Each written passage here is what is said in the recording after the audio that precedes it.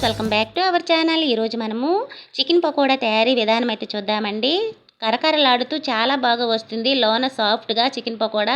ఈ టిప్స్తో కనుక చేశారంటే ఇప్పుడు ఎలా తయారు చేయాలో చూద్దామా. ముందుగా నేను 1/2 kg వరకు చికెన్ తీసుకొని బాగా వాష్ చేసి ఉప్పు నీటిలో అరగంట సేపు నానబెట్టుకొని బయటికి తీసుకోవాలండి. ఉప్పు నీటిలో నానబెట్టడం వల్ల మనకి పకోడా అనేది సాఫ్ట్గా వస్తుంది ముక్క. ఇప్పుడు దీనిలో 1/2 టీ స్పూన్ వరకు అల్లం వెల్లుల్లి పేస్టు, 1/2 టీ స్పూన్ పసుపు, 1/2 టీ స్పూన్ ధనియాల పౌడరు, 1/2 టీ స్పూన్ జీలకర్ర powder, 1/2 teaspoon garam masala వేసుకోవాలి. అలానే మనకి బియ్యం పిండి ఉంటుంది కదా ఇంట్లో, 2 స్పూన్లు వేసుకోవాలండి. శనగపిండి కూడా ఒక 2 స్పూన్లు వేసుకోవాలి. బియ్యం పిండి వేయడం వల్ల చికెన్ పకోడా మనకి కరకరలాడుతూ చాలా క్రిస్పీగా వస్తుంది. అలానే రుచికి తగినంత కారం, స్పైసీ కావాలంటే కొంచెం ఎక్కువ వేసుకోవాలండి.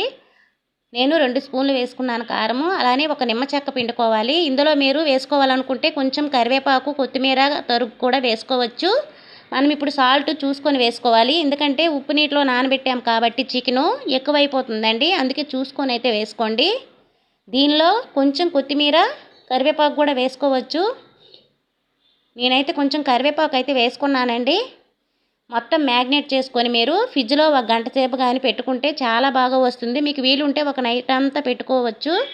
ఇలా పెట్టుకోవడం వల్ల చికెన్ పకోడా మంచి టేస్ట్గా వస్తుంది. ఇప్పుడు ఆయిల్ బాగా హీట్ ఎక్కిన తర్వాత చికెన్ పకోడాని ఇలా వేసుకోవడమేనండి. స్టవ్ను మట్టుకు మీడియం ఫ్లేమ్లో పెట్టి చికెన్ పకోడా వేగించాలి.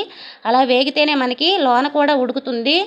అదే కనుక మీరు పెద్ద మంట పెట్టి వేగించారంటే బయట వేగిపోతుంది, లోన ఉడకదండి పకోడా. అలాంటప్పుడు మనకి లబ్బర్లా సాగుతుంది, తినేటప్పుడు ఏమి కూడా బాగోదు. అది గుర్తుపెట్టుకోండి. మీడియం ఫ్లేమ్లో పెట్టి స్టవ్ని పకోడాని వేగించాలి గోల్డెన్ బ్రౌన్ కలర్ వచ్చే వరకు. ఇలా కనుక చేశారంటే ఇంట్లో వాళ్ళు చాలా ఇష్టంగా తింటారండి. ఈరోజు సండే కదా, మీకోసమే ఈ వీడియో పోస్ట్ చేస్తున్నాను నేను. చూడండి ఎంత బ్రౌన్ కలర్గా వచ్చిందో. మీరు కావాలంటే ఫుడ్ కలర్ కూడా వేసుకోవచ్చండి. నేనైతే వేయలేదు. బాగా వేగిన తర్వాత మనకి కలర్ అయితే ఎలా వచ్చేస్తుంది చికెన్ పకోడా. చాలా క్రిస్పీగా కరకరలాడుతూ చాలా బాగా వస్తుందండి. మీరు బయట కొనవలసిన అవసరం లేదు. ఇంట్లోనే చేసుకొని అందరు కూడా ఎంజాయ్ చేస్తూ తినొచ్చు. మొత్తం పకోడాని ఇలాగే తయారు చేసుకోవాలి. నేనైతే ఆయిల్ తక్కువే వేసుకున్నాను, ఎందుకంటే ఆయిల్ ఊరికనే వేస్ట్ అయిపోతుంది కదా. అందుకని నేను కొంచెం కొంచెంగా వేగించుకుంటున్నానండి. అంతా కూడా ఇలా అంతా వేగిపోతే మనకి రెడీ అయిపోయినట్టే. ఇప్పుడు సర్వింగ్ బౌల్లో తీసి సర్వ్ చేసుకోవడమే. చూసారు కదా ఎంత చక్కగా అయితే రెడీ అయిపోతుందో చికెన్ పకోడా. స్టవ్ మట్టుగా మీడియం ఫ్లేమ్లో పెట్టి మొత్తం వేగించుకోవాలండి. అది మట్టుగా గుర్తుపెట్టుకోండి.